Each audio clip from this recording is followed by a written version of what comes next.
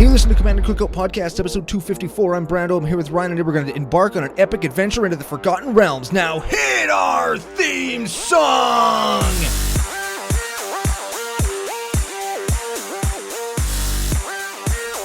Hey, Ryan. We're back for yet another whirlwind adventure. How you doing? Good. What is going down? Whole ton is going down. We're going to get to two of my favorite things in Magic, which is this set and core sets. But before we get to any of that, we have to thank our official business, Daddy'sFusionGamingOnline.com, your source for all your gaming needs. Ooh, very much so. And we're getting our Forgotten Realms on. Yeah. We mentioned it on the pre-show yesterday. If you haven't checked out the hints, it's not too late. It probably is too late, but it's not too late to guess to win some Forgotten Realms packs. Of course, courtesy of FusionGamingOnline.com. And of course, by guess, Ryan means contribute. Because there was no no guessing game. We were contributing. That's right. Yeah. Booster packs. You can win them. You can. They came from Fusion. Yeah. Courtesy of CCO Fusion 5, promo code 5% off your entire order. If you crack your boosties and you don't get your stuff, you can head on over. They always got lots of singles in stock for the new pack or for the new sets. Mm-hmm.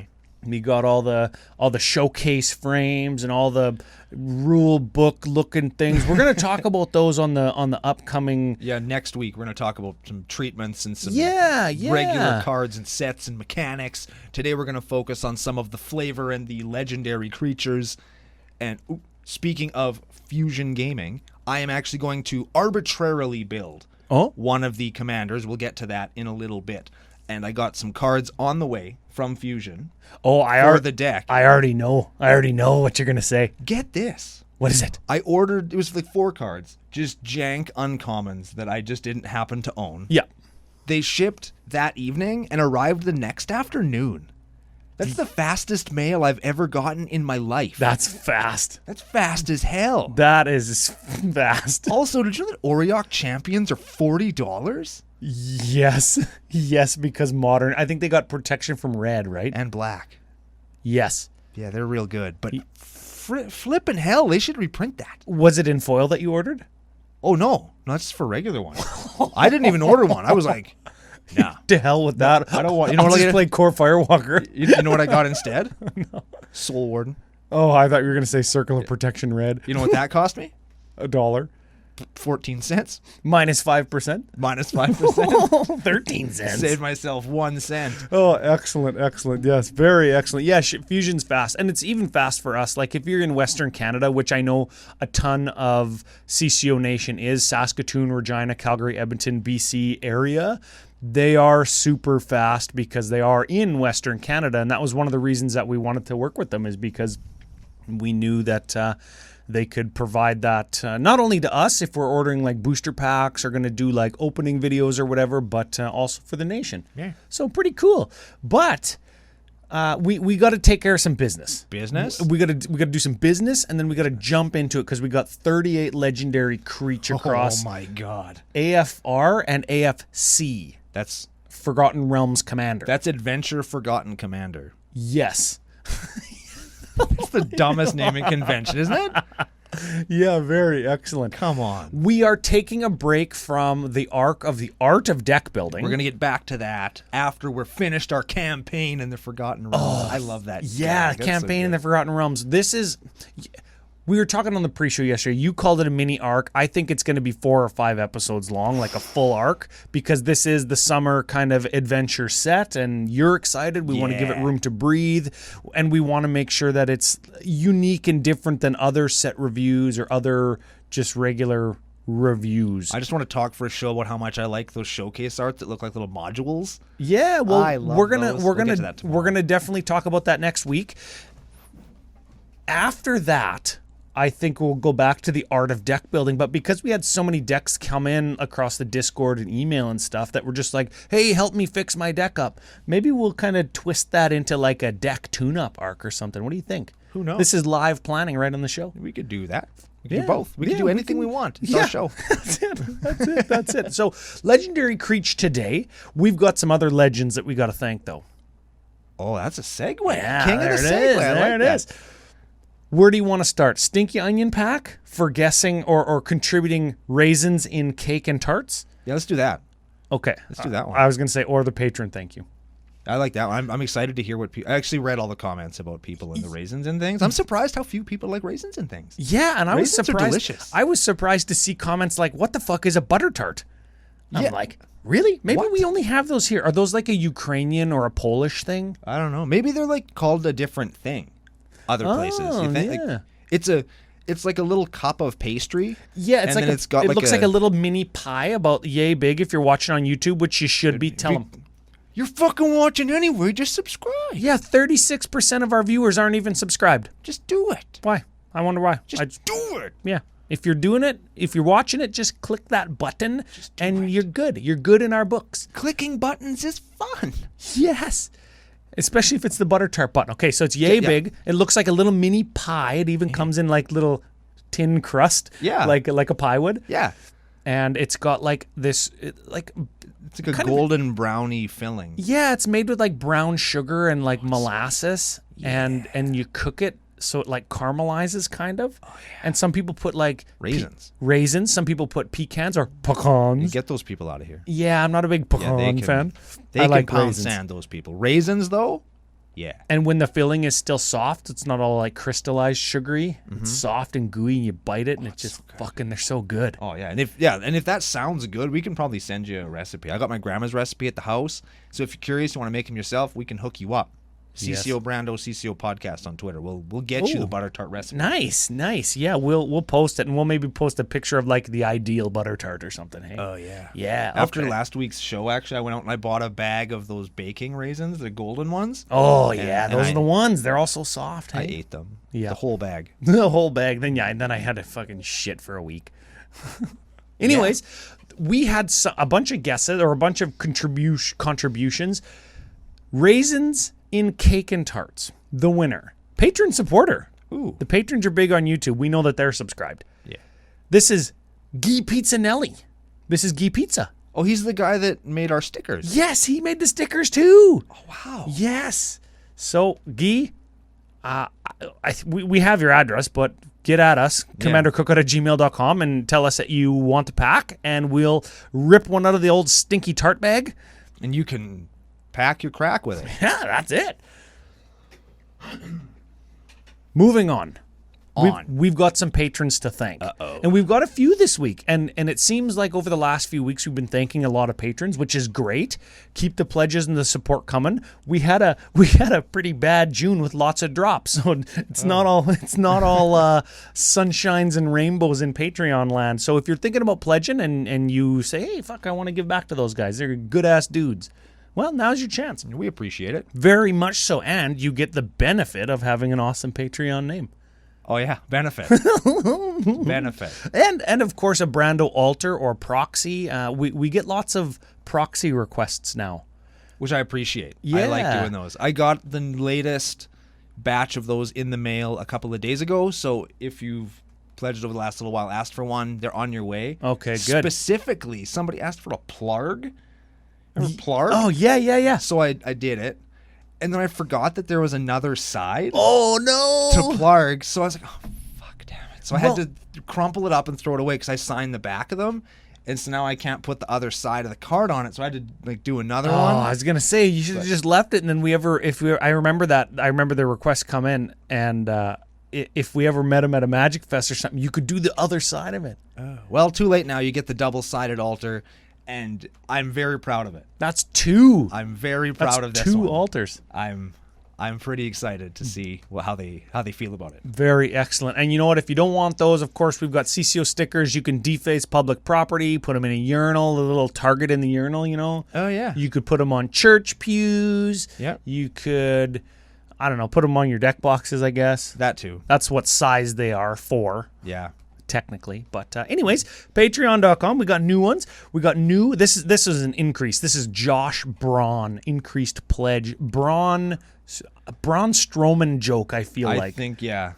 Or maybe Marcus Stroman joke, former Blue Jays pitcher. If not, it's definitely a Braun Strowman joke now. That guy, well, I don't know if he's Braun Strowman anymore because he's He's not with the E. He's not with the E. That sucks. I liked him. Is he with AEW now? I don't even know if he moved over or not. I forget. Probably. Anybody would take him. Yeah, I'd hire him. I'd hire him to work on CCO. He'd just stand back there, and you'd only see the tip of his beard kind of poking down into the camera. That'd be awesome. Yes. You just hear him laughing at all of our jokes. That's what we'd pay him for. Oh, yeah. Braun, just laugh at our jokes. That's what we want. Laugh at our jokes. And if people... we'd get him to do the subscribe. Oh, shit. Subscribe. I'll come and find you. Okay. Patrons. First one. Another Callum. This is Callum Stonehouse. I feel like this is our third Callum. It is our third Callum. This is third Callum. This is Canada Callum, I think. No, there's two Canada Callums. This is Callum that emails you to play games all the time. Yep. We played yesterday. Oh. Me and Von Doom and Callum, and then Doomfrog got in there. Instead of coming over to my house for a beer when it's like 900 degrees. Well, they asked first. Fuck them. So we played some good games there. We got totally owned by Von Doom game 1. Oh. And then totally owned by Doomfrog game 2. It is what it is. It is what it is. You can't win them all, I guess. Callum Stonehouse, he needs a name. Yeah. I busted that one on you. You didn't have no time to prepare. Let's go Callum Son. Not Son like Daniel Son from Karate Kid, but Son like the number 3 in Japanese. Oh, yeah. I guess. Like, what the hell? Son. Is that 3? Is that real life? Ichi ni san shi go rok ni hach. Callum San? Yeah. Meaning Callum 3. Yeah. Also in French, when you say sans something, that means no or without. No more Callums. You can still be a Callum and join, but this is Callum without. Yes. Okay, well, welcome, Callum 3 without. Next one, Danny Hyo. I don't know if I'm saying that right, but it's Hi-Yo. Exactly phonetically how it's spelled. Danny Hey Yo? Like Razor Ramon? Oh, I was just going to say, Hey Yo. Throws a toothpick at you, takes one out from behind his ear, puts it back in. Yeah. Oh, Sticks man. that one in somebody's head, takes a toothpick out from behind his other ear. Danny Hey Yo. Danny Ramon. Ooh, I like that too. Razor Danny. Oh man, Razor Ramon sells the stunner the best, hey? Yeah, that was just a thing on the Discord. What's a stunner? What the fuck? Now that I've learned that on the Discord I can also ban people, it's not just FU Evan. Whoa. What's a stunner? Those What's a stunner? You kicked out of the nation. That will get you shipped across the river, I'll tell you that. Yeah. So a shit creek little popsicle stick, I'll tell you that. Yeah, or a toothpick. Danny Hyo. Razor Danny, Danny Ramon, Danny Heyo, Danny Toothpick. Danny Toothpick. There it is. Yeah. We got there. Yep. Danny Toothpick. Welcome to the nation. Big thank you. And FU. Definitely. Mm-hmm. Final one. James Group. Like a group of what? I don't know. Like a grouper, like a fish? Like a groupie. Yeah, he's our groupie. I like grouper the fish better. I don't know who Grouper the fish is. No, it's not a cartoon. It's like a type of fish. It's a grouper. Oh. It's like a fish with a great big fucking mouth. Maybe we can get editor Joe to put one on the screen if you're watching on YouTube, which you fucking should be. You could see what a grouper is. Yes, Danny Gerd. No, what's his name? James Grouper? James Grouper. Yeah. I don't know what it looks like, but I'm sure In that... parentheses, like the fish. Or brackets, like the fish. James Grouper, like the fish. Yeah. Mm-hmm. Okay. Yeah. Very cool.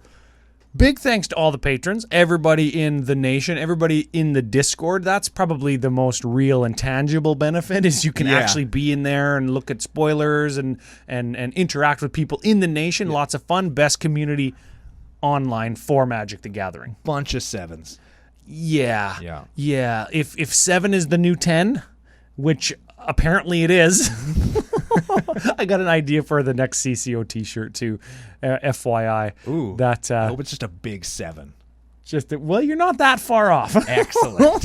So stay tuned. That's one of the things we've got coming up. Last piece of business is the giveaway that we're yeah. doing across our social medias, Twitter, Facebook, YouTube comments. I've been giving entries on the entry spreadsheet to people who bid on the Facebook altar auctions. Every Thursday on our Facebook page. Yes, just all ways to interact with us. And you're going to want to follow our pages, follow the CCO and CCO Brando Twitters, because we're going to have some announcements coming up soon that you're going to need to hear about, in addition to seeing them on YouTube and listening to them on the show. They're super exciting. Very exciting. I would like to tell you all about them now, but Ryan would hit me.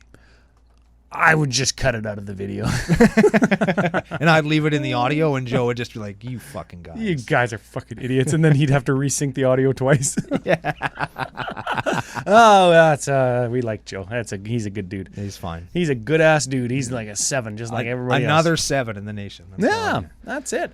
So, Forgotten Realms. Should we talk some cards? Or should we talk some Forgotten Realms? Like, what is the Forgotten Realms? Should we... Well, give us in less than 2 minutes the synopsis and why the characters that we're talking about, how our set review is going to be unique, because we're actually going into some of what you know about the characters featured on Magic cards. Okay, I'll hit you real quick. So Forgotten Realms is, at least in my understanding and my estimation, if anybody's ever played Dungeons & Dragons, you played Dungeons & Dragons, and it was a set of rules and towns and things that you made up, and it was this imaginary world that you populated yourself, and then went out into and explored. The Forgotten Realms was one of the first examples of them populating the world for you. There was towns and lore and gods and ready-made bosses and dungeons and things that you could go into with a bunch of named people and NPCs that had very fleshed out story arcs. And all sorts NPC of being stuff. non-player character. Correct. I'm sure lots of people in the gaming culture knew that, but if you didn't, Now you learned a thing today. So that's the Forgotten Realms. It's also my second favorite of all time fantasy setting after Dark Sun, which we might get later, we might not. was that another D&D thing? It sure was. Okay, so Forgotten Realms is the world or group of places that you can just go into with a D&D character and just play around in that world. It's like going to fucking Canada. Yeah, you can go in. You can go into it. You can go fucking under it because there's a subterranean section to it. It's got everything, and it's been written about since the 70s, like the late 70s. It's been around. So there's deep ass lore. It's been thrown up in the air and cut up like a fucking pizza on Ninja Turtles 1 when Leonardo cut up the pizza with his swords. Oh yeah, because Domino's Pizza delivers unsliced pizza back in the 90s, I guess. Oh, but anyway. The point is, it's the world that you probably played Dungeons & Dragons in, even if you didn't know it, if you started playing mid to late 90s probably. Yeah, like it's very prolific. You buy the D&D starter guide or whatever. Yeah. That's in the Forgotten Realms? Not always. Oh. But once you get into making your own stuff, at least in my experience, people that I've met, most people will set their first campaign in the Forgotten Realms just by accident because they knew about one of the characters and so they look it up and they want to be in this town, in this area. And even if it's not in Faerun, on Toril, in Dale Reckoning 1485, it's still in Waterdeep, Baldur's Gate, Neverwinter. Those are video game franchises that lots of people know. It's what's available, so it's what people who get into it just happenstance come upon in a game store. Exactly. It's the gateway drug of Dungeons and Dragons. Oh, yeah. It's like Pokemon is the gateway drug to Magic. Yes. And collecting things. And spending money. So we've got 38 named characters, some of which you know and can loosely tie abilities on cards to characters in novels or campaign books or both. I've actually...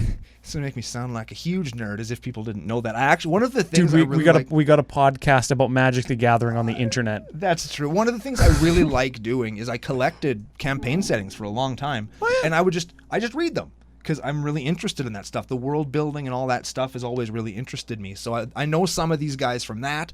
I've read the books about some of them. Some of them I've tertiarily played the game, so I know them.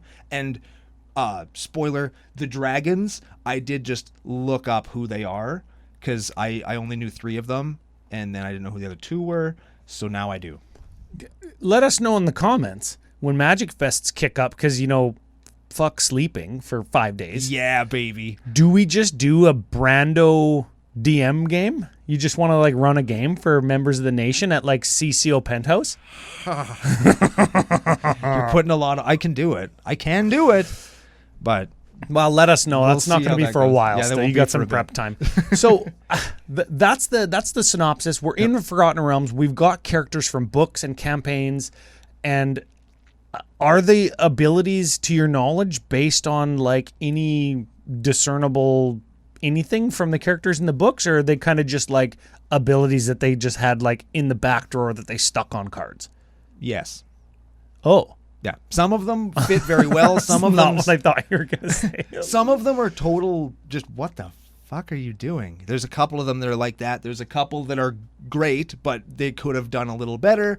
There are some that are really good, and there are some that are just, I don't know why you even picked this character. Or in some cases, why in the hell did they make up new characters? Did they? Mm-hmm. Oh. Well, let's jump in. We've got the first one I think is a banger, and the first one actually introduces dungeons, which we are going to talk about today because we've got legendaries that reference venturing into dungeons. Okay. Should we get to it? Let's do it.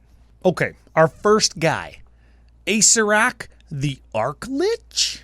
And this is our first, in my estimation, missed opportunity. Also, remember everything that we said not 2 minutes ago about what the Forgotten Realms is? Blow all that out the water because Acerak is from Greyhawk.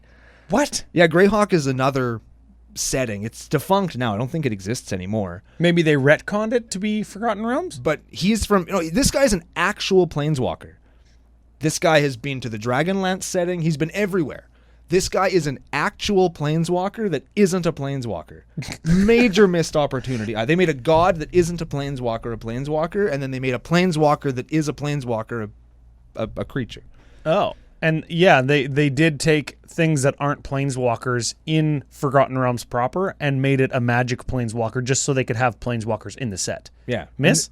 I think that's a bit of a miss. The card itself actually really does... This guy's mentioned lots of places. He's like the boss of the campaigns where it's like, who builds these ridiculous dungeons full of monsters and traps and then puts a treasure at the bottom of them? Who does that? This is the guy that does it. Oh. This guy's whole gimmick was he would take a powerful artifact from some world, take it to a different one, build this elaborate death trap of a dungeon, put the treasure at the end of it, and then just watch while people went into the dungeon and fucking died trying to get it. And then he'd steal their souls and become more powerful. Oh, that's why he'd do it. Yeah. To steal souls. Yeah, that's why so when people are thinking, well, why do people do that? That now you know. Well, give him a read because he's actually good, has good types, good mana cost, good ability. Give him a read. Asterek the Archlich is a 5/5 for black 2. What? Zombie wizard? Oh, baby, What I'm is happening? listening. When he comes into play, if you haven't completed Tomb of Annihilation, the dungeon, you have to return him to his owner's hand and venture into the dungeon. Oh. Okay. Next paragraph. Whenever it attacks, for each opponent, you get a 2/2 black zombie creature token unless that player sacrifices a creature. When he attacks, you get a 2/2 unless they sacrifice. Why couldn't that have been an ETB ability? Oh, because you can infinite bounce this guy. It's so fucking good. Yes. Okay. Couple things. Venture into the dungeon. Tomb of Annihilation. Lots going on. Yeah. Okay, so 3 dungeons. First of all, since we're covering dungeons, you asked me, is 3 dungeons enough? I say no. I agreed. I said 10 dungeons is too much. I agreed with that as well. I say 5 dungeons? 6? 5. I think, let me just hit you with this. Okay. 7. I think 7 might be the perfect number. 7. 7 is the new 10. You went... Right? You took the over. You took the over. I think that 7 would give you enough, and then you can have like 5 dungeons in your dungeon pile or whatever. And Yes. that gives you, if there's a couple you don't want, you get rid of them or... Yeah. I don't think every deck wants every dungeon, but yeah, 7 would be good, and maybe you pick 4 or 5. A dungeon is a new kind of card type.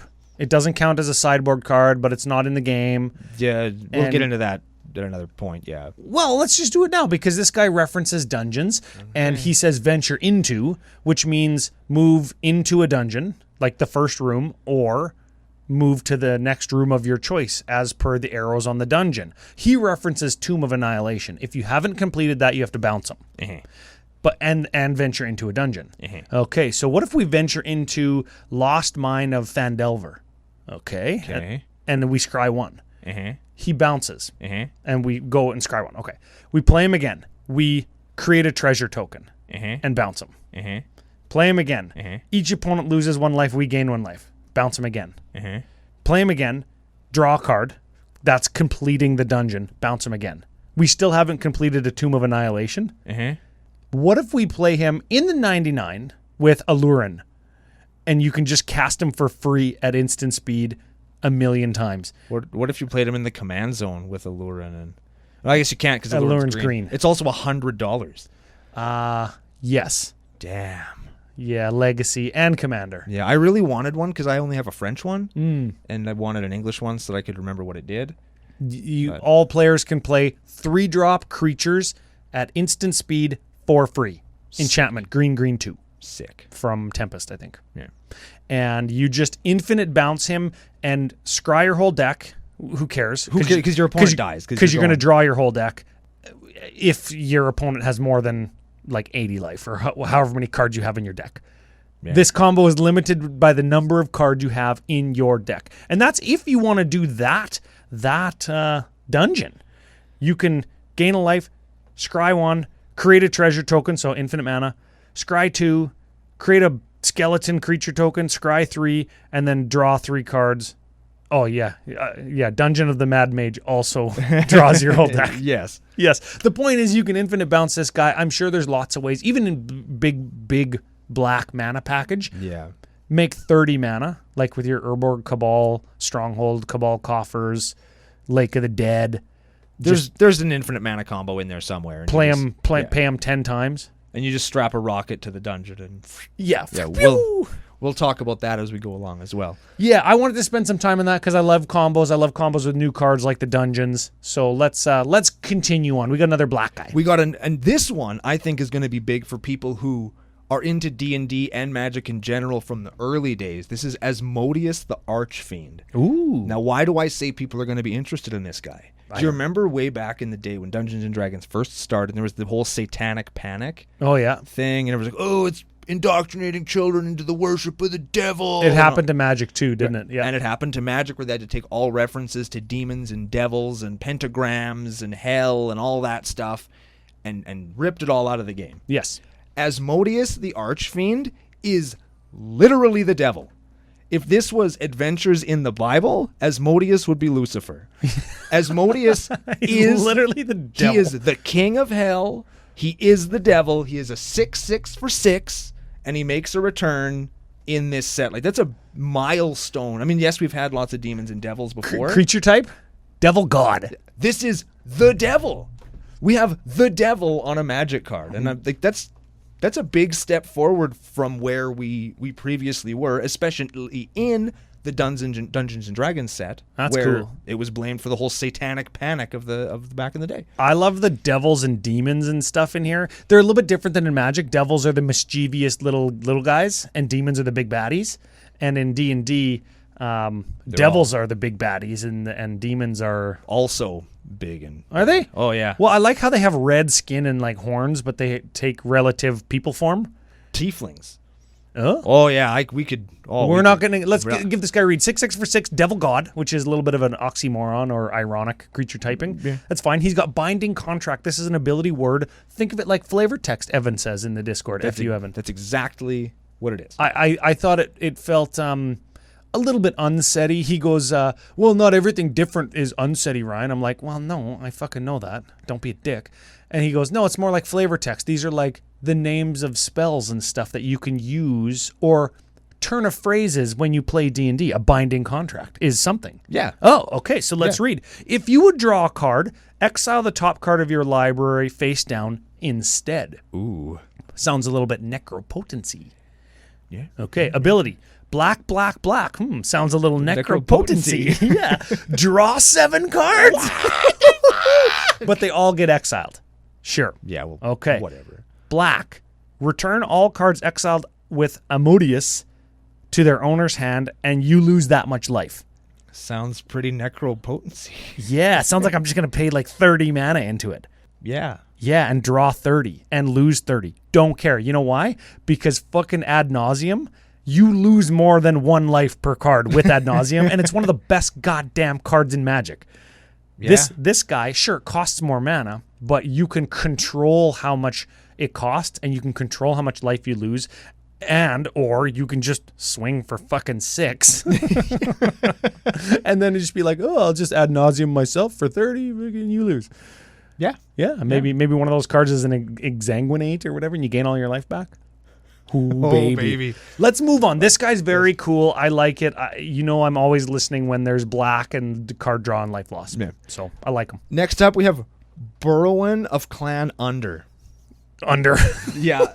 Yeah, I want to bury this guy under the dirt. He's not very good. No, he's not. I actually have no idea who this is.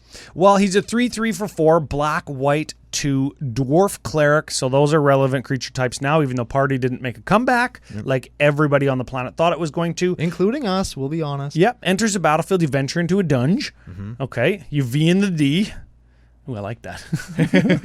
Okay. And when he attacks, you return up to 1 target creature with mana cost 3 or less from your graveyard to the battlefield if you've completed a dungeon. So as long as you're not rocket blasting through a dungeon, this is going to take a long time to get a little creature back. And white and black don't have extra combat cards, I think, at all. So you can't get 2 cards back in the same turn to maybe combo from your graveyard. I think we're going to move on. Yeah. He's a shitty Sun Titan. Moving along. Yeah, probably in there because he's a named character in a book or something, and this is maybe another Orzhov Aristocrats style deck. Yeah. Okay. We're going to move on to what I think is the second biggest disservice Oh. to a character, and another kind of miss on Wizards' part. And we're going to talk about why it's a miss on Wizards' part in 2 weeks when we do the Commander deck review. Because I have thoughts, but we're going to keep this one up. Brunner Battlehammer is a 5/3 for white, red, 2.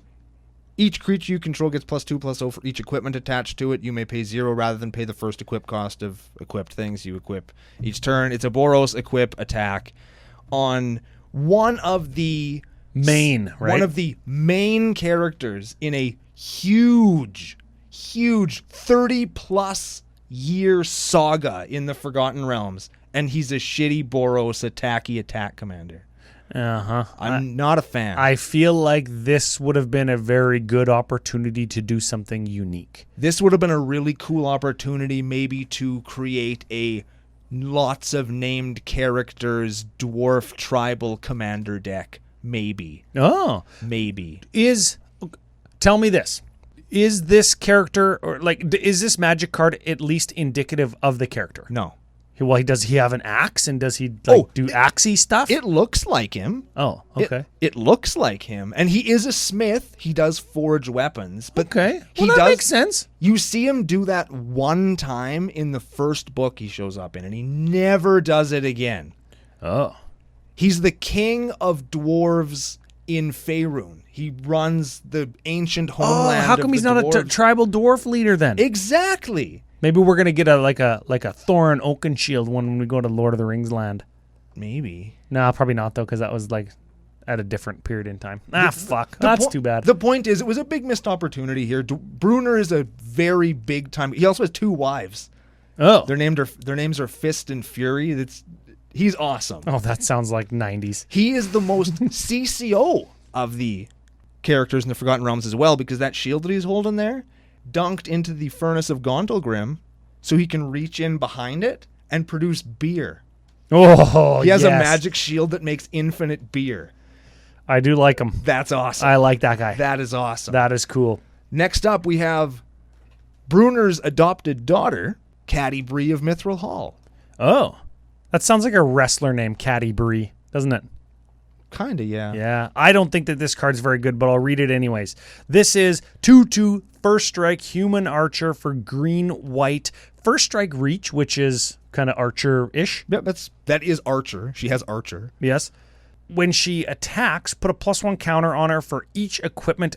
Whenever Caddy Bree attacks, put a +1 counter on it for each equipment attached to it.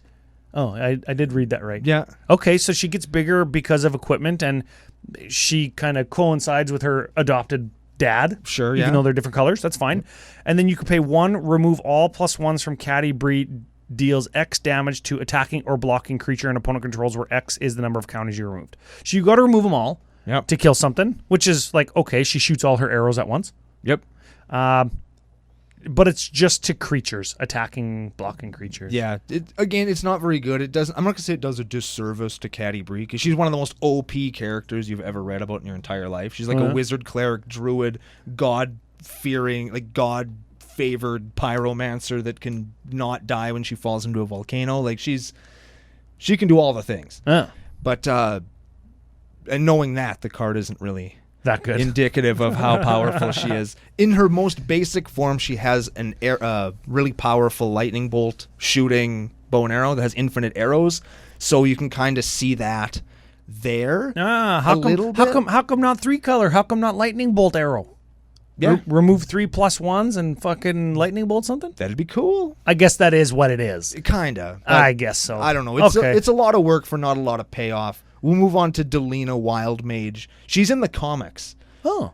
Some Baldur's Gate themed comic books. That's where she kind of comes from, if that's of note. I'm excited for this one to play her in Nora and the Wary. Well, you got to read her before you talk to her. You got to read. I'll tell you what she does. She's a 3/2 elf shaman for red 3. Whenever she attacks, choose target creature you control and roll a d20. That's a 20-sided dice for those of you who are not in the know of all the terminology. If the result is 1 to 14, you create a tapped and attacking token that's a copy of that creature, except it's not legendary and it gets exiled at the end of combat. Sure. If you get 15 to 20, you create one of those tokens and do it again. You roll another dice to make maybe another token. That's right. And if you get another 15 or 20, do it again. 20, do it again. Okay, that's cool. Here's the thing. Here's the only thing I want to say about this, because you put it in your deck that's going to attack. You put it in the deck that cares about tokens and creatures entering the battlefield, sacrifice outlets for those creatures, blah, blah, blah. I'm just going to roll a spin down. Fuck, okay? Yeah.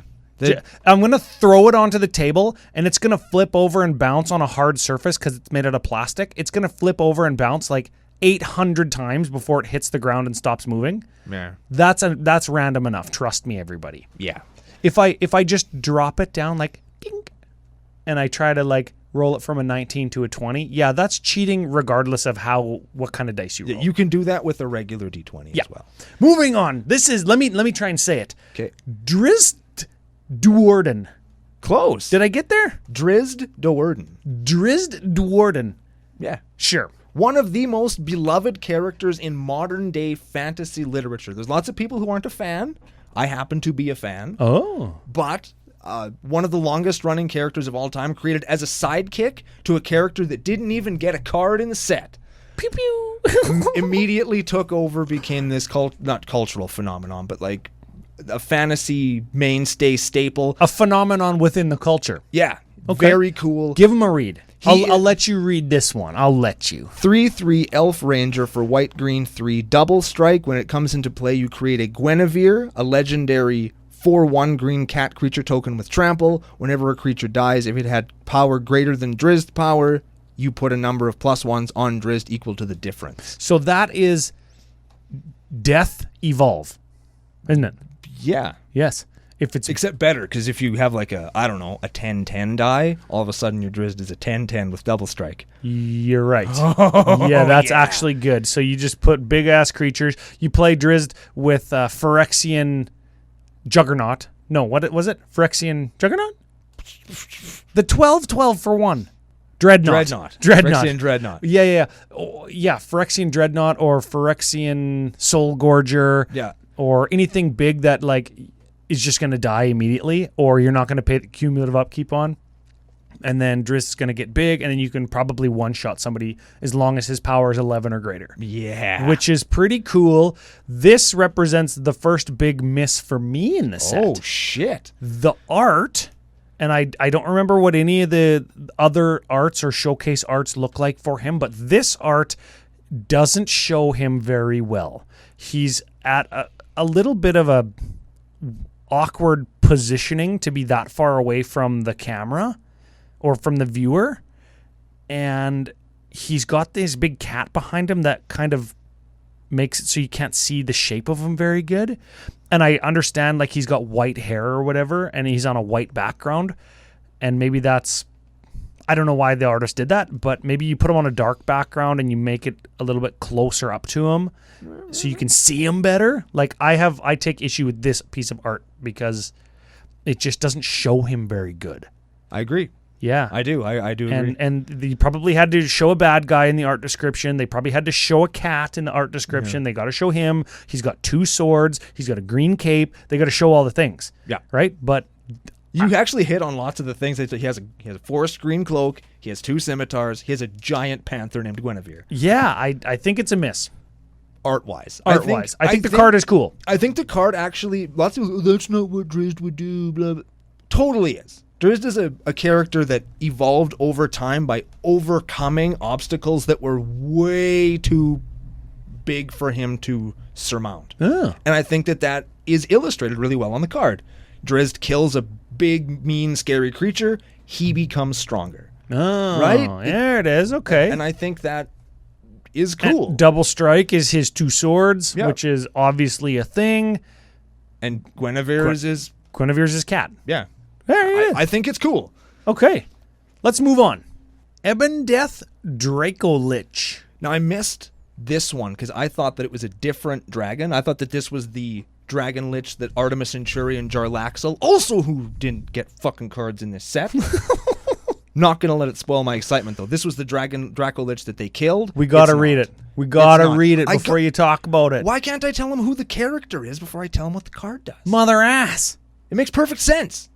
So does reading it. I'll read it. He's a 5/2 flash, flying, black 2. Ebon Death enters the battlefield tapped. You can cast it from your graveyard if a creature not named Ebon Death Dracolich died this turn. Oh. You sacrifice it and then something else, and then you... Yeah, I don't know. I don't know. I don't think it's great. I don't either, and it's a mythic. Yeah. He's not the character I thought he was, and he's fine. I think this might see play in like standard or something. Yeah. And that's why it's a mythic. Yeah. I don't know, man. Well, and you know what? Cards that you, like a 5/2 flyer with flash would be very good and limited if you could play it from your graveyard.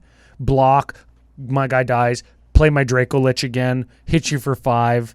If they've got a removal spell late game, well, block next turn, play my Draco Lich again, hit you for 5. That's like really good and limited. Yeah. That's probably why it's a mythic. You can't just have one of those running around at uncommon. Yeah. you get like 4 of them in a fucking draft deck. Maybe not 4, but you know what I mean. Everybody knows what I mean. Move on. Let's move on. Variety Devil's Chosen. Yes. This is another a D20 roller. This is a tiefling, you call it? A tiefling is a merging of a devil from the abyss and a human. Oh. And their kids are tieflings. Oh. I don't want to know how that happens, but it's probably on the portion of the website that I don't go to very often. Devils are significantly less metaphysical in Dungeons and Dragons. Oh. They're like, there's one. But you can't see it? You just go to the abyss and there they are. There's a bunch of them. They're Oh, all over the place. Oh. Yeah. Kind of like going to Disneyland or something. Exactly. Like, look at those kids. There's kids everywhere, except They're devils. Devils, yeah. Oh, well, it's kind of the same thing. Kind of the same thing when they're hungry. Okay, this is a 3/3 Tiefling Warlock, red, blue, 2. Dark One's Own Luck is its ability word. Cool. I like it. Sure. Whenever you roll 1 or more dice, what's his name? Faride? Faride? Sure. Faride, Devil's Chosen, gains flying and menace until end of turn. Which one's Menace? Blocked by 2 or more creatures. Thank you. So, right off the bat, fine. Neat. Play your dice rolling cards. Yeah. Play your fucking uncards. If any of those results is 10 or higher, you draw a card. Cool. So if you're playing the D6 rolling cards from like unsets, you'll never draw cards up this guy. You got to play the D20 cards, which is fine because there's actually a bunch of them in the set. There's a bunch of D20 cards, and in the commander decks, there's a bunch of D12 cards. Is there? Yep. Oh, I didn't see those yet. I haven't reviewed all of the commander products yet. There's some neat stuff. Okay, cool. Some cool shit. Cool. We're going to be talking about that in the next couple weeks. This guy's fine. He's a merger of a devil and a human, and he is the like is it gets the coin flipping, they also get the dice rolling commandy. Yeah. Sure. It's fine. Moving on, we have our first made-up character. Really? Yeah, all of the face cards, as near as I could figure, all made up. Really? Which, no. the one thing about this set that actually bugged me is the commander deck face cards are just made up. Like, they didn't have anybody better. They didn't have anybody that they made lackluster cards of that they could have made face cards for these decks. Just as blatant fan service to people like me. Instead of doing that, they just made up their own bullshit. Well, this is Gallia, Kindler of Hope. I hope she's good. And she kind of is. She's an elf knight, 4/4 for Bant and 1. Cool. Okay. Vigilante. Okay. You can look at the top card of your library anytime. I'm starting to appreciate that ability. I love that ability. Yes. Yeah.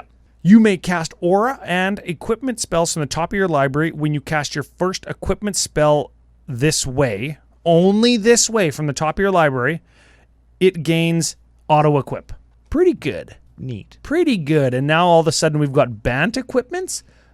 Probably what this will end up being is Bant Chantress. Go into Bant Chantress and let you play the auras that allow your lands to tap for more mana. Or the Umbras or the unquestioned authorities, like your enchanted creature gains pro all creatures. Yeah. You'll play those from the top of your library. And maybe you'll have this just allows you to sort of future sight for auras in your Bant Chantress decks, which are very popular decks. Yeah. Moving on. We have Grizillax, Illithid Scholar. Grazillax. Gravel Ass. Gravel Ass. Got there. Got him. That's his CCO nickname. Did it. Gravel Ass. You give him a read. He is a 3/2 horror, should have been abomination, for blue 1. Whenever a creature you control becomes blocked, you may return it to its owner's hand.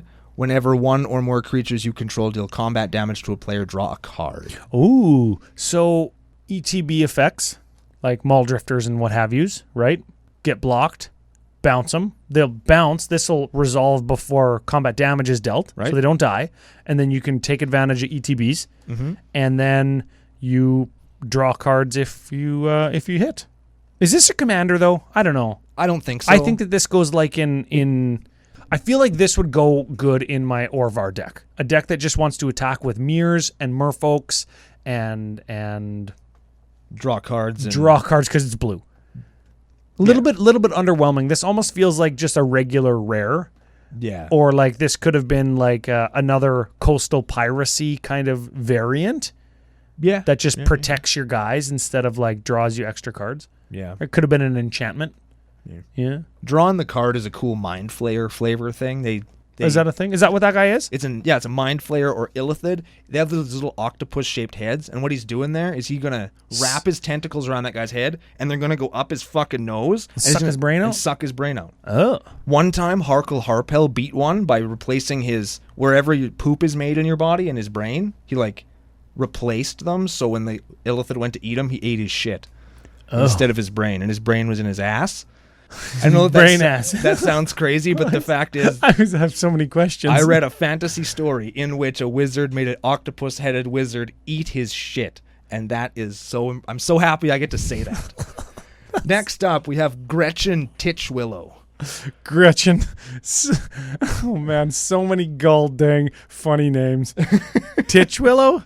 I don't know. That sounds dirty. This is just Thrasius 2.0, isn't it? Infinite mana, draw your whole deck, play every land in your fucking library. I'm going to coin it. We're going to coin it right now. Commander Cookout. We have coined many keywords. Snake. Yes. What's the other one? There was another one that we did. Vampire. Archer. We just made that one up. We made up Archer just a second ago. This is Simic.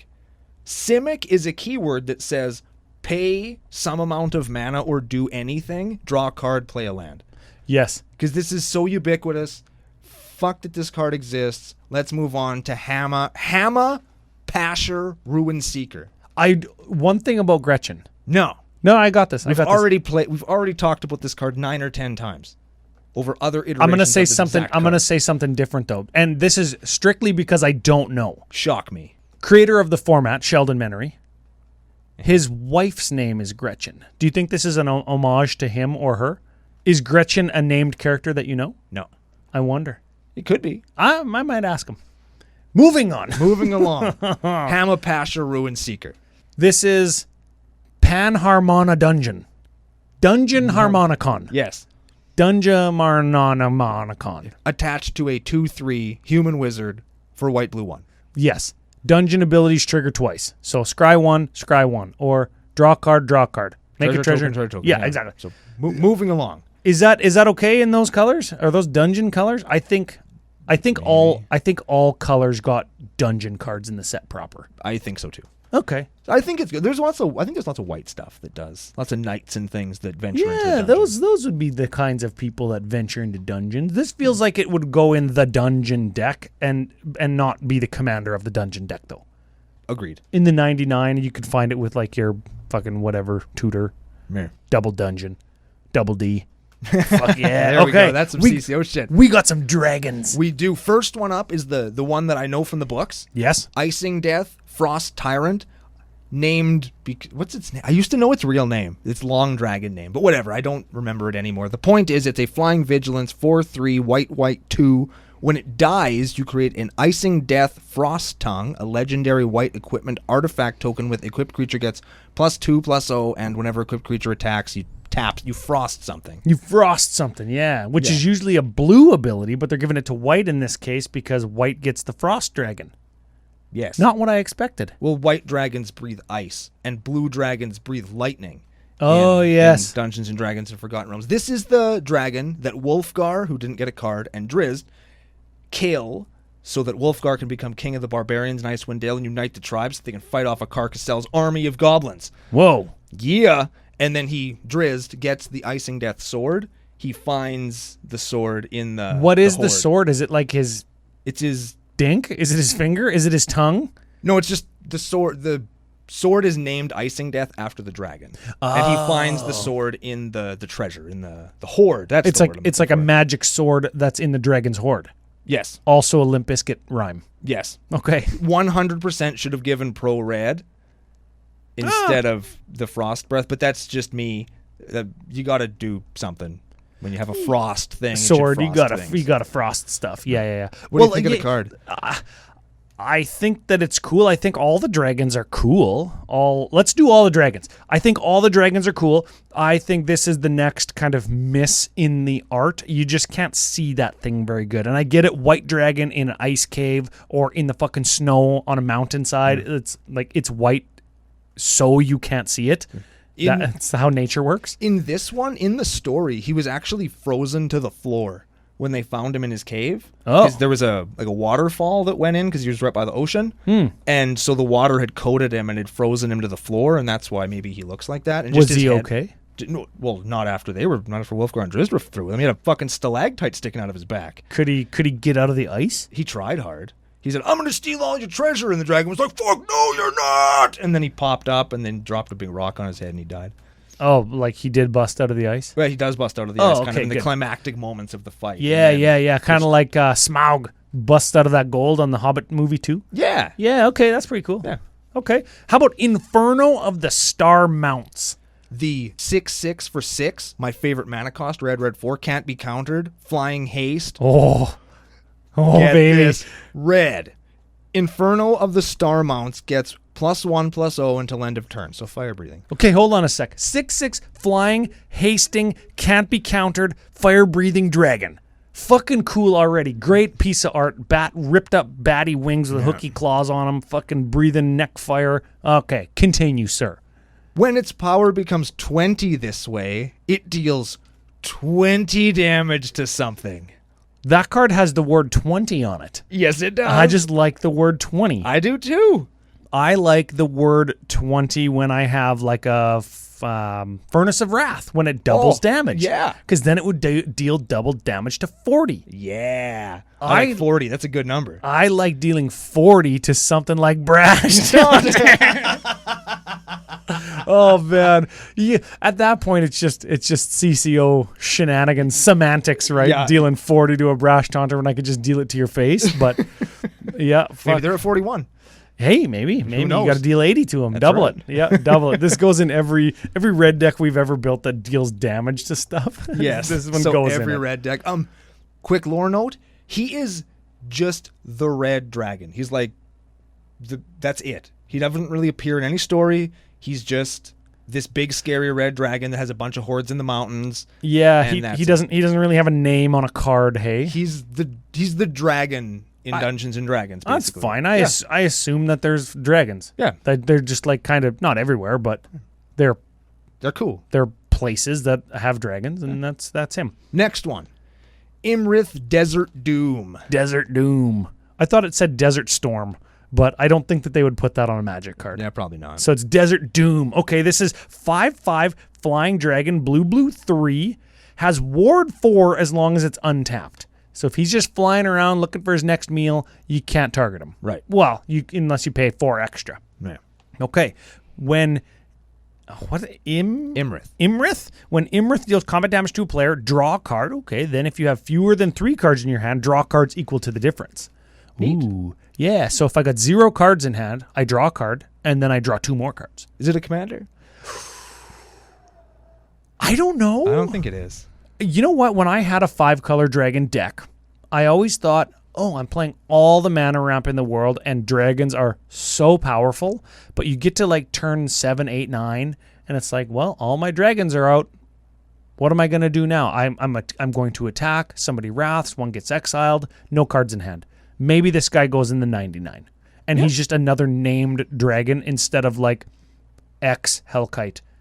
Or you know what I mean? I'm into that. Yeah, I like so it. this is fine. Cool and he's a card. 5/5 flyer for 5, so that does put him on like the lower end of the dragon mana curve, right after your ramp spells, which I think is where you want to start filling your hand up at that point in the game. I think it's a she. Oh yeah, I think that Imrith is a she. I remember her, actually. She lives in the Anarok Desert, and I think she's dead in the lore now, but I don't... That's as far as I got with her. Oh. I do remember her, though. The Blue Dragons of the Anarok Desert. It's a whole thing. Man, dragons are cool. Like those Icing Death, Inferno, and Imrith all have different body shapes and types and different looking wings and necks and stuff. Oh, yeah. They're all cool. They took time to make sure that the feature creature of the game The feature creature. were cool. Yeah, very cool. Moving on. To Kalane Reclusive Painter. Now, this one... That's fucking mean. I know. And I'm going to read what it does. Black-red for a 1/2 human elf bard. Uh-huh. Enters the battlefield, create a treasure token. Sure. Other creatures you control enter the battlefield with an additional +1/+1 counter on them for each mana from treasure spent to cast them. Neat. That's a cool card. That is actually cool. Now, let me tell you what Kaylin actually does. Sure. She's an insane artist who has a magic canvas she can paint directly onto the weave, which is where magic comes from. Oh. So she paints monsters, and then her paintings come to life. Oh. Right? Like, there's something cool they could have done with that. She has nothing to do with treasures other than the fact that she's a rich person in Waterdeep. Like, Well, that has something. There's something there. And treasures are a sub-theme of this set, right? true. But is that the thing that you take away from that story I just told you? No, probably not. Magic Canvas is. Magic Canvas painting monsters is. And she's painting a displacer beast in this picture. Like, Which I don't think we got, did we? I think we did. Did we? I think we did get a displacer beast. Is that the thing from Stranger Things? No, not at all. It's a 6-legged panther with these big tentacles that come off its back that can kind of teleport around. Oh. Yeah. Ooh, that sounds They're really cool. not very nice. Underdark babies. Everything's down there is crazy. For reference, in black, red, and or colorless, including dungeons that we just got, in addition to what's her name? Kalane? Kalane. There's 64 treasure referencing cards in her colors. That's enough. So I think that that's plenty enough, especially considering that a couple of them are dungeons, and one of them is fucking Dockside Extortionist, one of the very best cards in the format, Yeah. and another one, and you're right in red and black, the sacrificing colors, the colors that you could do aristocrats in. Mm-hmm. One of them is Pitiless Plunderer. Good one. Yeah, that's a good one. So there's all kinds of Revel in Riches. Yeah. If you're going to do the Pitiless Plunderer thing, you might as well Revel in Riches as well. Right. So I think that that's a cool deck. It is the treasure deck, And I don't know what you do. Maybe you use your treasures to make a whole ton of mana. Or do you do like aristocrats because they're all in black and there are some in red, like Hissing Iguanar and Diva, what's her name? The Scourge Diva? Yes. Yes. Mm-hmm. Yeah, I don't know. So maybe that's a thing.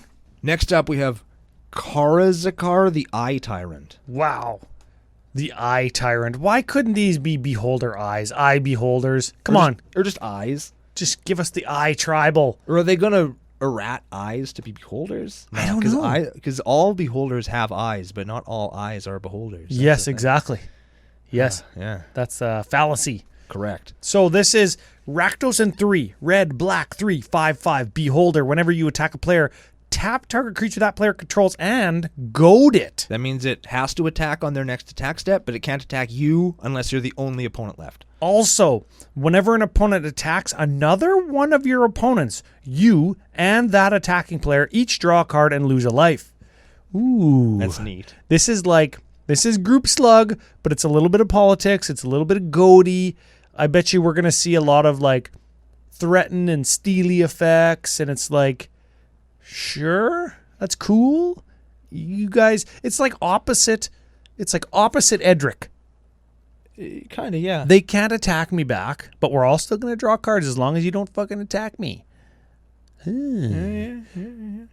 So whenever you attack a player, I attack my 3 opponents with 3 creatures. Goad one of their guys and tap it. So like the next player has got my other 2 opponents with tapped creatures, and everybody's drawn a card. And then him and I both draw a card. That's cool. That's a cool card. This card is going to change the way that Magic games are played. I think that this one could definitely be its own commander, too. I think you build a deck around this guy. That'd be really cool. Oh, 100%, yeah. That'd be neat. This would probably be the first one that I say, hey, I'm going to build this. Neat. Yeah, it's just that. interesting. I like the art. It's kind of the first one that speaks to me. I know I said that I like that Black Devil guy that draws the 7 cards. Right. But this one is kind of interesting. I've never really built a deck that does this before. Cool. So, hey, the next one, not very good. I'm sure this is going to be one that we just read and move on. Yeah, Cridle of Baldur's Gate is a 1/3 for blue-black. When it deals combat damage to a player, that player loses a life and mills a card. Then you gain a life and scry 1. Whenever you attack, you can pay 2. If you do, target creature can't be blocked this turn. That's it. Let's move on Marginal. to Lorcan Warlock Collector. This is such a cool card. The art with those red wings and his red skin, and he's got like just the classic looking fucking demon sword. 6/6 for 7. Flying Devil. Whenever a creature card is put into an opponent's graveyard from anywhere. Mill him, kill him, doesn't matter. You may pay life equal to its mana value, sure. If you do, put that card onto the battlefield under your control. It's a warlock in addition to its other types. If a warlock you control dies, exile it instead.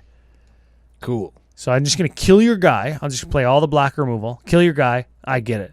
Yeah. Play some life gain in there so that you don't nuke yourself. Yes. You could play Phyrexian Process and then Ingest and Process.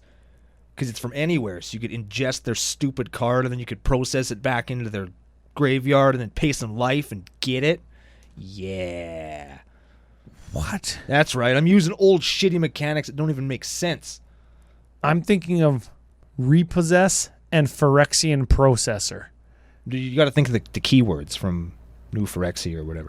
Oh. Remember, like, you'd ingest their top card by removing it from the game, and then they had other ones that could process things, which is like take cards that they own from out of the game and put it in their graveyard, and then they... Oh, those are Eldrazi's. Yeah. Eldrazi's do that. What did I say? Phyrexian something. Oh, yeah. Sorry. The Eldrazi processors, yeah, they take a card from exile and put it into their graveyard. Yeah, you're right, yeah. So you can see which one you want to pick. Yeah. And it doesn't need to be one that is on the battlefield.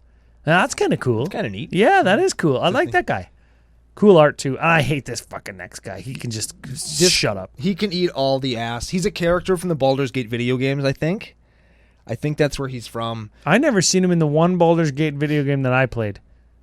Huh. I don't remember which one it was, though. But me and my brother played it when he was little. Minsk's Beloved Minsk? I don't know. I'm gonna mince garlic. Do I wear them around my neck like a mink scarf? I don't know. Whatever. Beloved Ranger. He's a 3/3 for red, white, green.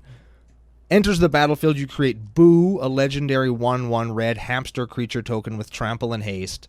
X, until end of turn, target creature you control has base power and toughness X and becomes a giant in addition to its other type. Activate only as a sorcery. Here's the thing. Boo. I don't care. I don't know and I don't care. If you like it, it's great. Hamster. I don't know and I don't care.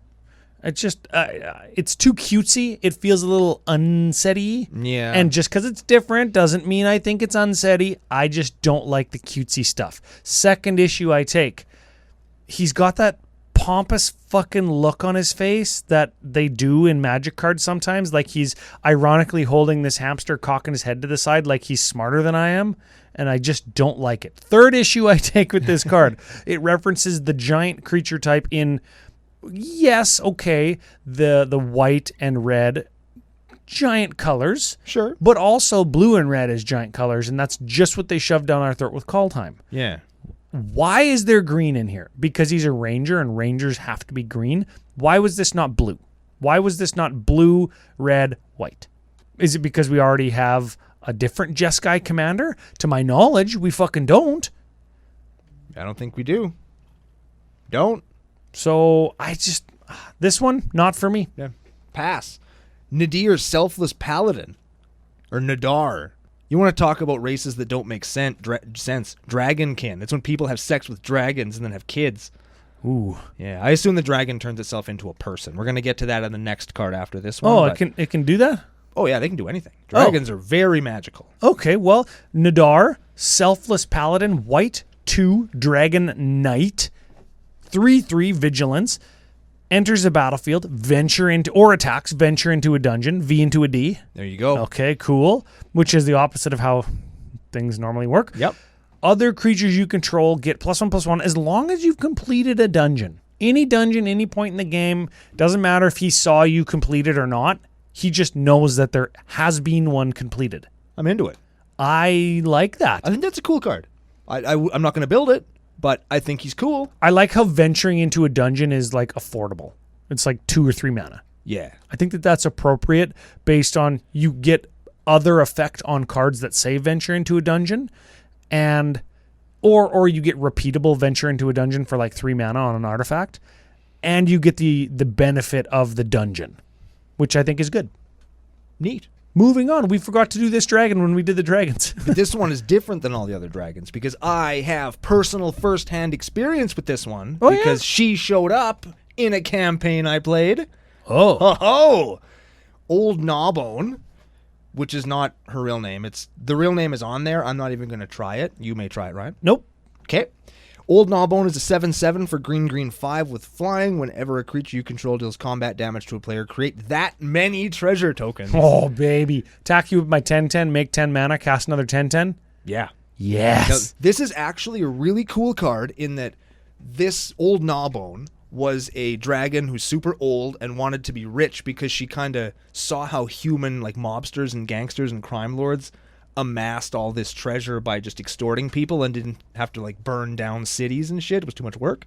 Oh. So she turned herself into She's a human. very progressive. So she turned herself into a human and started her own like crime syndicate. Oh, never mind. And started like getting money that way because she was already like a dragon with this massive horde. Why couldn't she just become like an entrepreneur?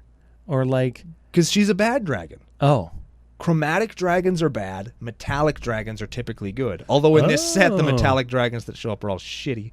But whatever. I can't not hear Old Knob. Yeah. Yeah. Now nobody can unhear it. Old Knob own. Old Knob one. I'm going to give this one more just little personal shout out. The Horde of Old Gnawbone is where my character, Navarro Shakar, found his magic sword, Beast. Ooh. And that carried me all the way to the end game of my campaign that I played with him. So neat. Thank you, Old Gnawbone. I'm glad that this one made an appearance. I got this one. Do you think that they wanted to put that dragon's name on the card, but they shot themselves in the foot with Asmore from the previous set? Yes. And they're like, we can't put long names that nobody can pronounce on 2 sets in a row. People will think we're a joke. I'll bet you they said it just like that, too. Oh, man. All right, well, let's just call it fucking old knob. I had this other name stuck in the back of my head. Fucking knob. All right. Let's continue on to Orcus, Prince of Undeath. Very cool name. Pretty cool art. This is a 5/3 demon, black, red, 2X, flying, trample, ETBs, choose one. Either all creatures get -X until end of turn and you lose X life, so that's kind of like a Toxic Deluge. Yeah. Or kind of like Killing Wave, right? Or the Black Sun Zenith. Sure. Yeah, sure. Or return X, target creature with total mana value X or less from your graveyard to the battlefield. They gain haste until end of turn. That's cool. It sounds cool, but I don't think that it's very good. Oh, it's not good. It's cool, though. It's cool. You get X up to X target creatures. So if they all cost like lots of or no mana, you can only get like 5 of them. If you go like X equals 5, then this guy costs like 8 and you get 5 little guys back. Man. Or you get like total mana value is like 5. 5. So 5 guys with a total of 5 mana. Yeah. Oh, yeah. See, it's just not that good for 8 casting costs in your commandy. And remember, command tax needs to get paid before X does. So if this guy dies once, Oh, yeah. I don't know. I don't think he's good. I think he's cool, though. Yes. I think they really swung hard with him. They went for something just really neat, and they ended up with a cool card that isn't necessarily a good card. I think that this guy goes in the 99 of decks that want to reanimate in the Rakdos colors. Sure. Yeah. Yeah, okay. There'll be a home for him. Okay, let's talk about the next guy because he's close but no cigar, I think. Close but no fiddle.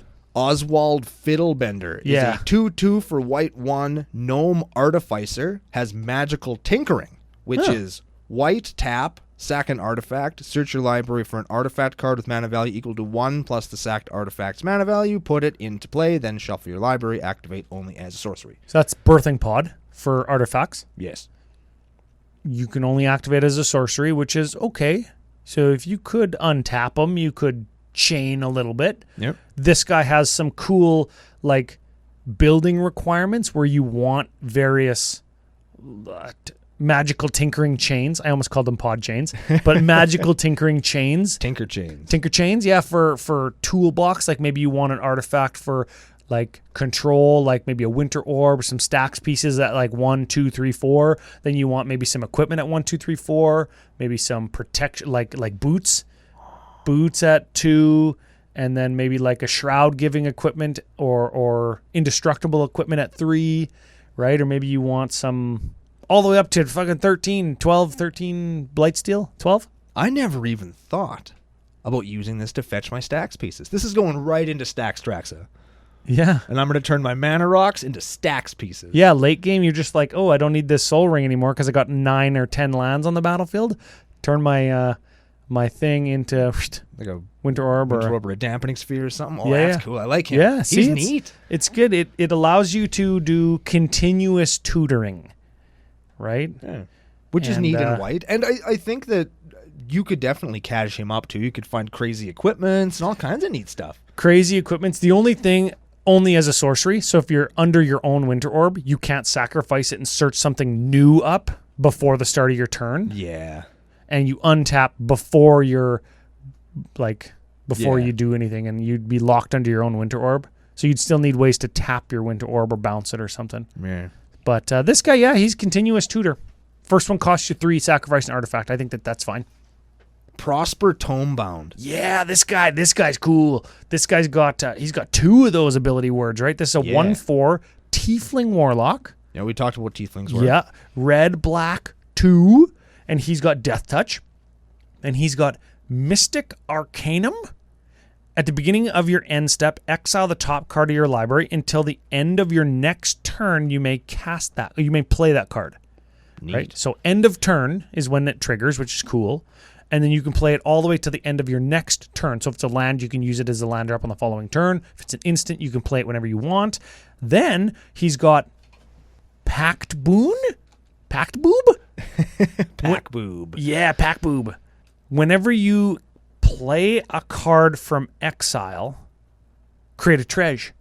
And that's land from exile too. And I think that this provides a different option than Anya Falkenrath, the de facto Madness commander. And everybody just assumes you're going to Madness rip through your whole deck to get like World Gorge or Dragon combo. Right. This is the new, same colors, just switch the commander, Madness commander, because you can draw to exile with his first ability. But when you cast something for its Madness cost and you just put a whole bunch of like mass discard effects into the deck, you cast it from exile. So you can create a treasure token, mass discard effect again. You discard your thing with Madness, you can cast it again with that treasure. So you can still sort of do the same thing over and over, but it's not as broken as Anya Falkenrath. Cool. Yeah, Madness, you cast from exile because you discard it to exile, then you can play it for its Madness cost before putting it into your graveyard. Wow. Yeah, neat little rules thing there, eh? Do you like that guy?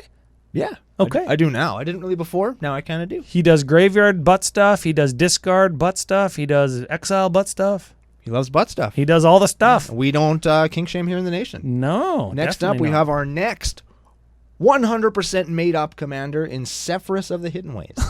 I want people in the comments to let you know if they are or not truly made up. You think? Come at me, bro. Come at me, bro, in the comments. Give her a read. Give them a read. Sephirus of the Hidden Ways is a 2/3 human wizard for white, blue, black. Whenever one or more creature cards are put into a graveyard from anywhere, venture into the dungeon. This ability triggers only once each turn. Fuck. Next up, you have Create Undead. Whenever you complete a dungeon, return target creature card from your graveyard to play. Whenever you complete a dungeon. Oh, so you could just like infinite sacrifice your Gravecrawler and just rip through dungeons, but you can't. Yeah. Dang it. Yeah. Dang it. They knew. They knew. They fucking knew. Yeah. So if you're going to do the dungeon deck, just do mono black with that first creature we talked about. And rip through dungeons like it's its daddy. Like it's your whole job. Let's move on to Seshra Death's Whisper, named after an inn. Huh? I don't know if the character is a character, but there is an inn in the Forgotten Realms called Shesra's. I remember. I don't even know why I remember that. I don't know why I know that, but that is a thing that I know. Fuck. I don't know. Yeah. She's a human elf warlock, 1/3 for black, green 2. Bewitching Whispers. When she enters the battlefield, target creature blocks this turn if able. Sure. At the beginning of your end step, if a creature died this turn, you can pay 2 life. If you do, draw a card. That's Whispers of the Grave. Sure. Yeah. This is an uncommon one, and so far on all of the uncommon ones, we've been like, ugh. Yeah, they're kind of fine. This will go into the deck where it's like, oh, I want to like sacrifice things and draw cards and stuff, right? Like that's where this will go. Yeah. Continuing on, we have Storvald, Frost Giant Jarl. Yeah, now this one's banned. Yeah. Give us the Jeskai Giant that we so desperately need as a commander. We need the Jeskai Giant. Yeah. That being said, this guy's got a lot of weird numbers. This is Bant and 4. So 7 mana, Giant, 7/7, Ward 3. Whew. Okay. Other creatures you control have Ward 3. Cool. Yes. Okay. Now, whenever... What's his name? Storvald enters the battlefield or attacks, choose one or both. Oh. Enters the battlefield or attacks, choose one or both. Fucking both. Anytime I can do anything with this guy, that's the Simic portion of him. Uh-huh. I can do anything. Okay, so choose one or both. Target creature has base power and toughness 7/7. Oh. Okay. Target creature has base power and toughness 1/1. Wow. This guy, you can like blink him, make all your guys 7/7s, or blink him, make all my opponents guys 7/7s when they're attacking not me, or blink him, make all my opponents 1/1s when they are attacking me. Or fucking both. Oh yeah, very cool. He's very neat. A thing I know about him, he moved all of the giants of the Spine of the World up to the Sea of Moving Ice, and they live in like this castle out there, and he likes to drive around in this great big giant boat and hunt whales. That's a thing that I know about him. Okay. Yep. He was from a game and one of the novels, I believe. Does he do anything that involves being around things that are big, giant rocks? He's a giant. He's like a giant king. Does he live in a cave, maybe in a mountain? Yep. What the fuck? Not a forest. A mountain? Definitely lives in a mountain. Now he lives like in a glacier, which is just a mountain of ice that floats on the ocean. I'll take it. Yeah. Yeah. Moving on, we have Targnar Demon Fang Knoll. What the hell? Okay. Red green 2/2. Pack tactics. Not fantastic. Whenever Paknar Demon Fang Knoll attacks, if you attack with creatures with total power 6 or greater this combat, attacking creatures get +1/+0 till end of turn, and he has red green 2, double his power and toughness until end of turn. So you become Immensum, or you Colossal Hammer him, and then you double his power. Yes. And then he just kills you. Yes. Cool. Neat. Sure. Flavor miss for me. This one. Oh, and he gives himself +1 if he's attacking and his power is greater than 6 just by himself. Yes. And so then you double it, so he gets +2/+0. Mm-hmm. Okay. So here's the thing. Targnar was like a minion of somebody else. I forget who the somebody else was.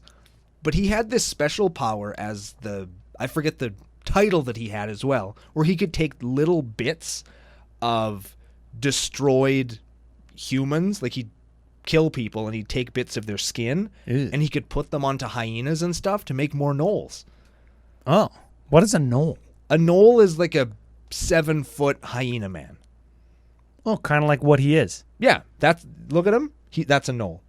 He kind of looks like the Mr. Hyde card that we got in original Innistrad, like Yeah, sorta. Civilized Scholar, and then like something Brute on the other side, right? Yeah. Kind of looks like that. That's what that art reminds me of, which I think is cool. It's fine. This was my opportunity for an actual good hyena card. Didn't get it.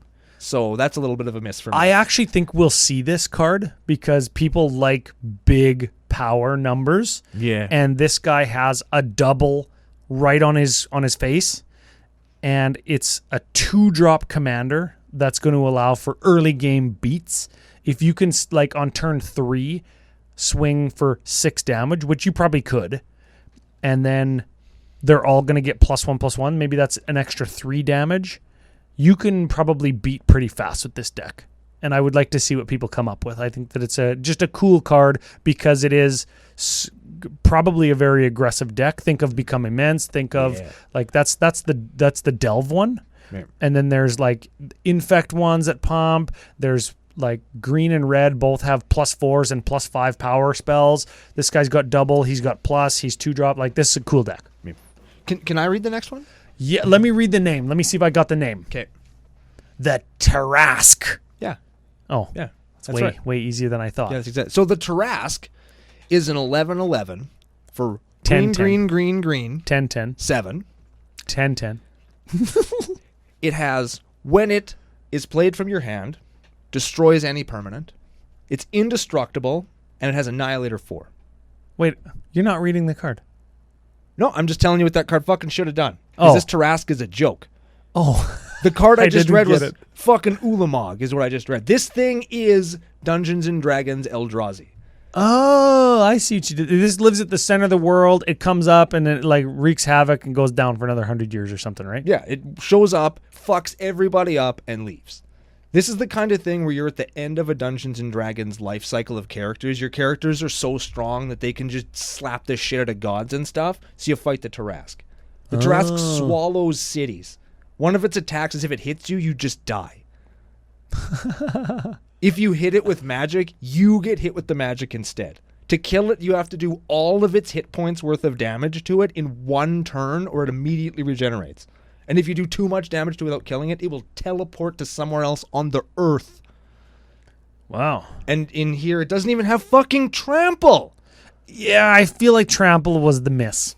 Because the card itself is like a 10/10 for 9, ward 10 as long as it was cast, and that's forever, not just the turn it was cast. Yeah. When it attacks, it fights defending player's creature. Sure. And it probably kills it, right? Well, yeah, it's a 10-10. It's a 10-10. It'll probably get you there. Why no trample? Why no Trampski? Yeah. Why isn't this more epic? I want this to be like Ho Daddy says, just at the very bottom, trample. Oh man. Well, let's move on to something that is a little bit more epic. I don't feel like this card was a miss. I think that this is a hit so much so indelible or endearing to the D&D crowd that this might actually unseat the de facto dragon commanders in 5-color dragons, being Ur-Dragon and Scion of Ur-Dragon. Oh, well, you mean Tiamat? I do. I think that this might unseat. We might see this be, without a doubt, top 5-color commanders all time on EDH. It's a 7/7 for Wooburg and 2, flying. When it enters the battlefield, if you cast it, search your library for up to 5 dragon cards not named Tiamat that each have different names, reveal them, and put them into your hand. You have to cast it, so you can't blink it and just search all the dragons. You got to cast it. Right. Which is fine, but it costs 7. Yeah. Of all different Wooburgs. And when I say top 5, here's the list. Here's the current list. Okay. Golos. Of course. Not going to unseat Golos. No. He's fucking 2,500 decks in front of literally everybody else. Yeah. Kenrith Returned King. Sisay, Weatherlight Captain. That's because it's legendary tribal and character tribal and blah, blah, blah. Yeah. Ur-Dragon. There we go. Which this one might get close. And then Morophon, which is everything tribal. Right. And then number 6 is Najila, and that's just because CEDH and combo potential. Right. I think that this Tiamat might go as high as Najila. I think it could too. I think this is a cool ass card, man. It's not game breaking, it's not unbelievably broken, but it is, I think, a card that really does exemplify what Dragon Tribal is in a casual sense. When you land a Tiamat, it's like, oh fuck. Right? Remember I talked about card draw on dragons when we were looking at the blue dragon? You land your commander, your draw any dragon you want commander. Fuck. That's what they're gonna say. Yeah. Right? And you already got your value by the time it hits the table. And then you still have a 7/7 flyer. Yeah. Just because fuck you. Exactly.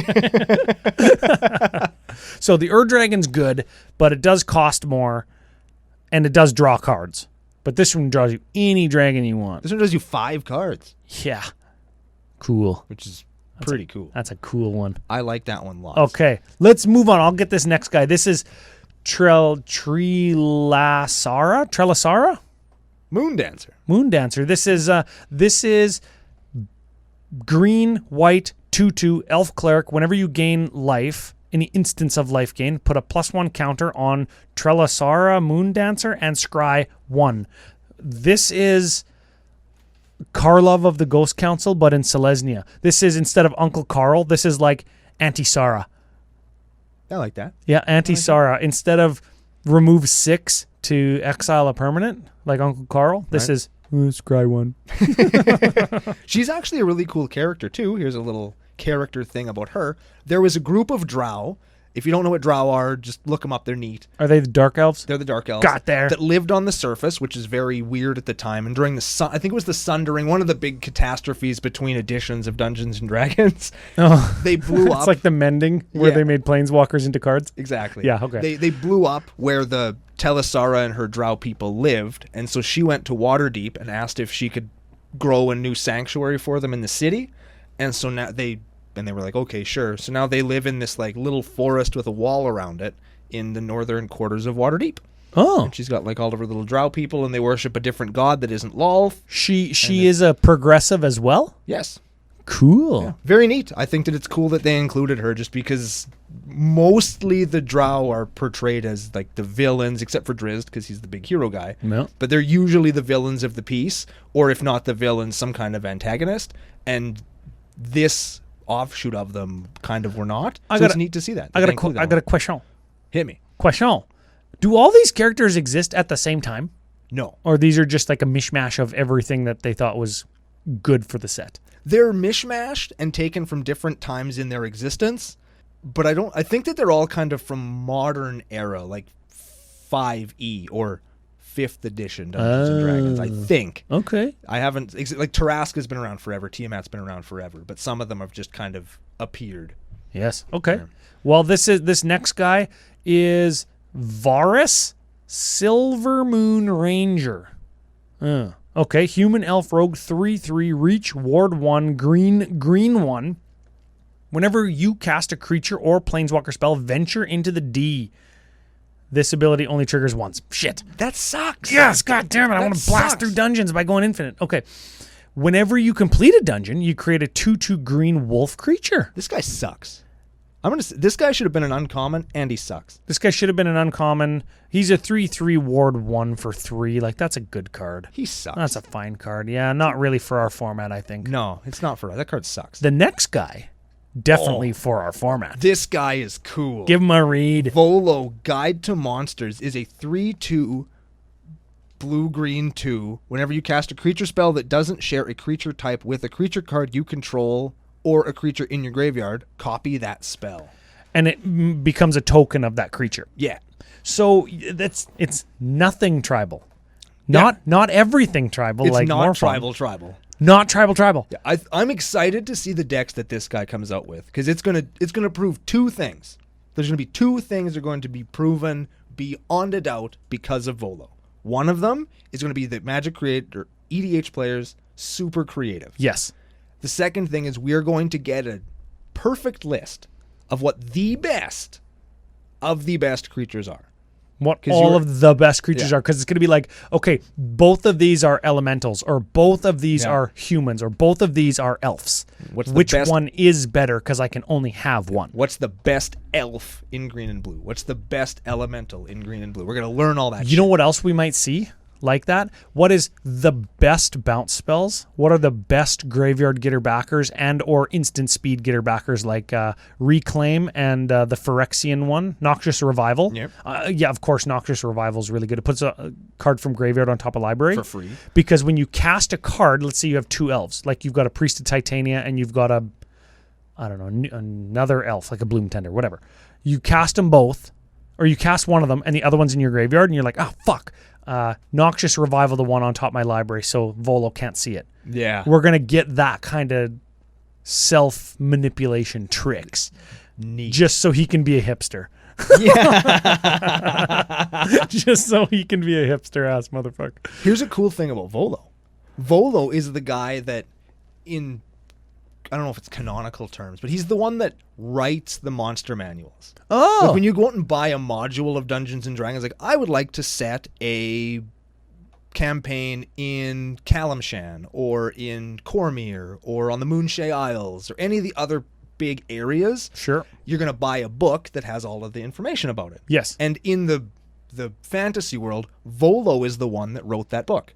That book, or the I guess the monsters are included in that book. Yeah, like he writes all the monster manuals and all the stuff. Like, if you were venturing around in the Dungeons and Dragons world and you found like a Monstrous Compendium Volume 5, which is like a Dungeon Master book, yeah, he's the one that wrote it. Air quotes. Like, no way. Look, he's got a book and a beer, and he's sitting in a bar in front of the fireplace. He's probably just telling stories. Yeah. Fucking being cool. Volo is cool. There was a couple of big, like, epic characters that kind of got missed getting cards. I'm glad Volo is the one that didn't. Cool. Read the next guy. Vrondis Rage of the Ancients, made up, is a 5/4 red-green 3 Enrage. I'm excited about Enrage. Yes, he's Rager. Whenever Vrondis Rage of Ancients is dealt damage, you may create a 5/4 red and green dragon spirit creature token with, when this creature deals damage, sacrifice it. And whenever you roll one or more dice, you may have Vrondis deal 1 damage to itself. Sure, you could make the dice rolling deck, which I'm sure there's some cards that could go in here. But you know what's better is like Pyrohemia. Yeah. Hurricane, not Hurricane. Any of the like X damage spells, 1 damage, 2 damage to everything, just so you could make dragons. How come they don't have haste? I don't know. Doesn't matter. Doesn't matter. Just play Omnath is the moral of that story. Yeah, I feel like this is going to be a sort of a similar deck with more like control via Pyroclasm and volcanic fallout and stuff. Yeah. It's going to be like a red-green control deck with Dragon Finisher, It's a which I think is cool. He's a dragon card, but this is a dinosaur commander. He's a dragon barbarian. Look at that. Yeah. He's half dragon. Yeah. Kind of cool. But I think he's gonna be a dinosaur commander, and you'll play him with all your other enraged dinosaurs, with all the other stuff that enrages your dinosaurs. I didn't even make that connection. Yeah. So that's probably where he's gonna go. Well, he's got the color types for it. Or he could go into the 99 and then you still have access to like white for dinosaur. He could go in there. Him and the Tarask are gonna go in Dino Daryl's Zombo Stompo. Yeah, Dino Daryl, Dumbo Zombo Emporium. Come on down. Fucking dig stompings and lip slaps half price on Tuesday. Yeah. Yes, that's right. Okay. All right, we're down to the wire here, Ryan. We got Xanathar Guild Kingpin. I don't like any of the names that are on this guy because they use the word guild, which is a little bit Ravnica-y. Ravnikian. Sure. And Kingpin is already on a goblin, and the only thing I think of is like The guy from Spider-Man? Oh hell yeah. 1930s gangsters or Cranko 2. Give him a read. He is a 5/6 beholder for blue, black, 4. At the beginning of your upkeep, choose target opponent until end of turn. That player can't cast spells. You may look at the top card of their library anytime. You may play the top card of their library, and you may spend mana as though it were mana of any color to cast spells this way. So I know that they design sets years in advance, but over the last 18 months, we've gotten a few play your opponent's things. Doesn't work in VEDH. No. And we're not quite out of VEDH yet. Yeah. We're just not. So this card, don't play it there. I don't like cards like that. The Gaunties, the Xanathars, the what have yous like that. This is, people are touting it as a fixed send triplets, where you're taking cards off the top of your opponent's libraries instead of out of their hands. So you're not actually denying them of any resources out of their hand.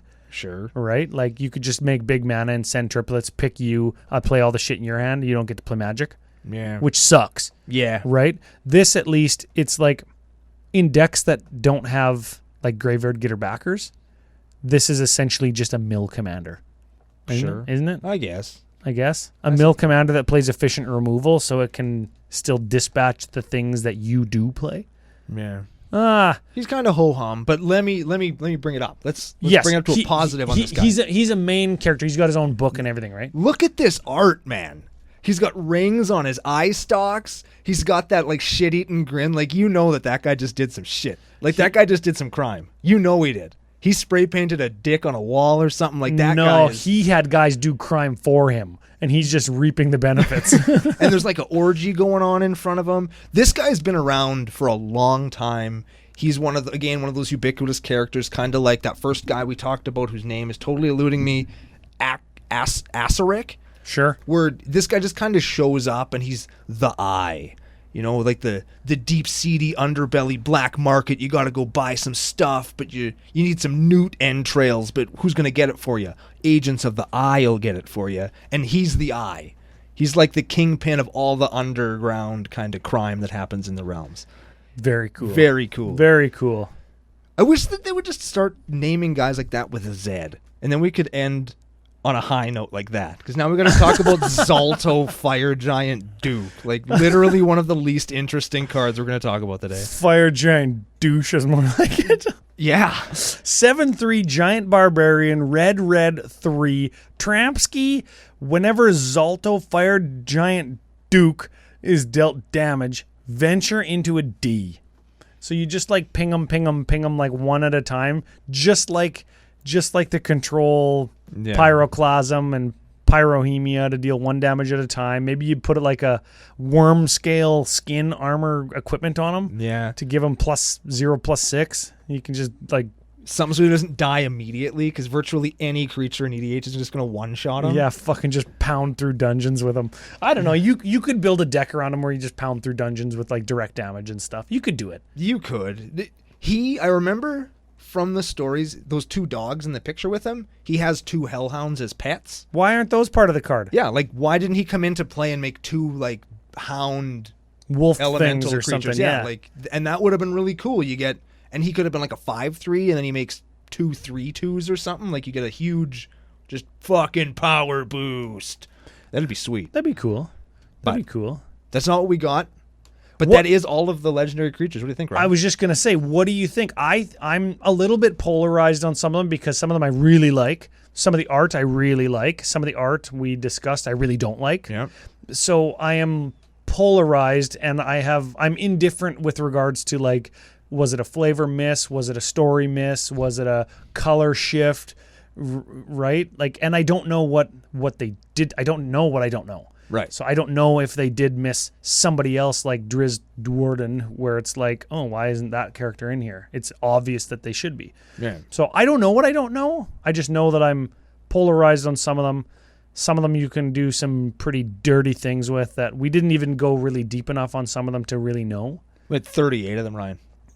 We Yeah. talked about 40 possible decks in the last 2 hours, dude. Like, it's a What do you- long what- show for us. Well, what do you think then? What do you think? I think that overall, these are some hits. I think that overall, there's going to be some neat decks that come out of this. There's going to be some spicy includes in decks that we're already playing, which is exciting. We are definitely going to see some cool decks that like that Storvald Frost Giant. Yeah. That guy might be a stacks deck. A stacks deck that just blinks stacks pieces to get out from under them, or bounces stacks pieces to get out from under them, and blinks himself to make all our opponent's creatures 1/1s. Wow. Right? Like that just might be a deck. That Targnar might be an aggro deck where you just double in damages and berserks, and Yeah. that's going to be cool stuff. There's going to be dungeon decks, which I think is very cool. Yep. We got a new dragon deck. We got all kinds of cool stuff. Yeah. It's going to come out with this set, and I'm super pumped for that. On the downside, I am sad that they missed a few things, and they made up characters for the commander decks, but we're going to talk about that in a couple of shows. I have thoughts, and I think that they're not just angry thoughts, because I'm still really excited about this set, even though if it doesn't sound like I am, because I still love this set. I love everything about it. I've already pre-ordered my commander decks and all the shit. Oh, you got all the commander Oh decks? yeah, I've been ready to go for fucking weeks. We're going to talk about those for sure. We're going to do some more reviews and kind of flavor includes for the set proper next week. Yeah, man. Make sure to not next week's top 5 and 5, but the next one after that will be a Adventures in the Forgotten Realms top 5 and 5 as per Brando. What else? Any other final business? Big thanks to FusionGamingOnline.com, your source for all of your AFR and what's the other one? AFC? AFC. Adventures in Forgotten Commander. Commander needs 5% off with CCO Fusion 5 promo code. If you buy packs, you can get them there. If you don't crack what you want from packs, you can get them there, and they'll ship anywhere. And if you're in Western Canada, they'll ship like same kind of day. Yeah, super fast. Super sweet. So thanks to them. Thanks to you for listening. Me and Ryan are going to get the hell out of here. We're going to drink some beer, enjoy the sun. We hope that you do the same, and we're going to be back next week to talk about the rest of the cards in the Adventures of the Forgotten Realms as we continue our campaign on Commander Cookout Podcast. Hit our theme song! Oof.